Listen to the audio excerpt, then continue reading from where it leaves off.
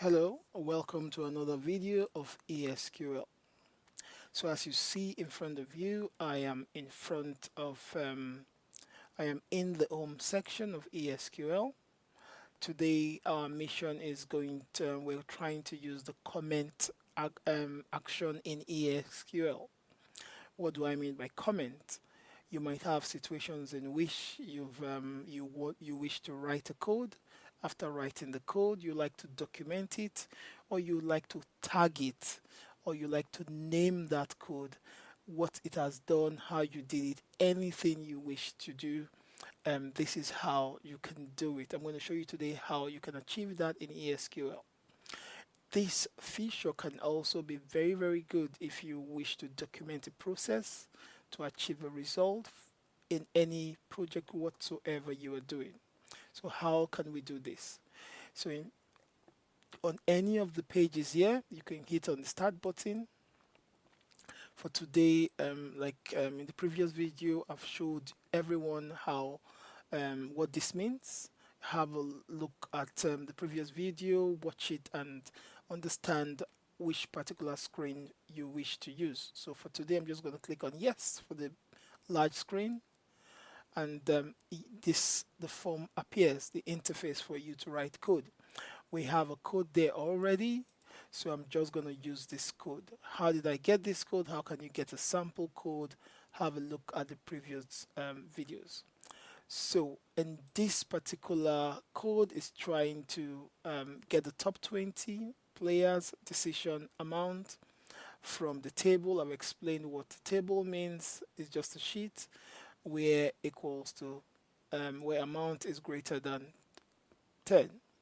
I can tweak this code if I like, but I'm just going to leave this how it is for consistency's sake. So I'm just going to click on the run button.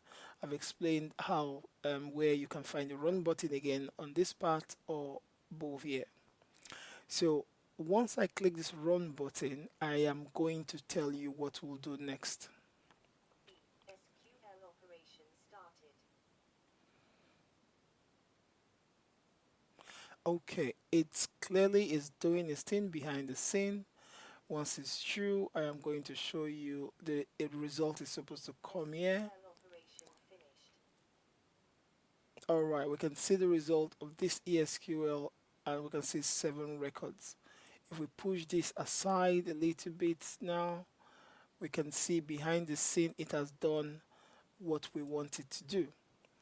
Now, I'm not going to go about explaining the code. I've done that before. Today is the comment.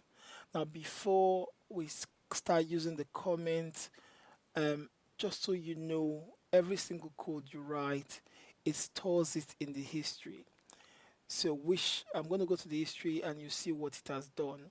Just before we go to the history, pick the top 6 records and your code and store it in the history. So let's have a look. I'm going now to the activity page which stores the history, bottom left.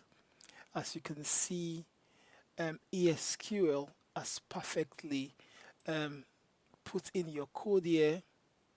As you can see on this bit here, I'm just going to highlight it here on this bit here, and also it has put in section, just a part of your code. As you can see, some records for you to view. If I do put in another code, it comes above it, and on and on and on and on and on. So it gives a perfect audit trail for you to use. Now, for the purpose of this video today is how do you put a comment to your code for you to know what is this code really doing. Now you come into your sheet. As you can see, like I said before, we can use this button up there or this button down here. So for today, I'm going to click on this button here to activate comments where it gives us opportunity to highlight this code. So what is this code really doing? I'm trying to get top 10. So how do I insert it in? Yes, in Excel, you have the benefit of using Excel how you wish. You can really just, all you need to do In Excel, you kind of right click, insert, and do what you want to do. But ESQL makes it very easy. So how do I achieve it in ESQL? I come here, click on comment. It brings this wonderful pop-up, as you can see.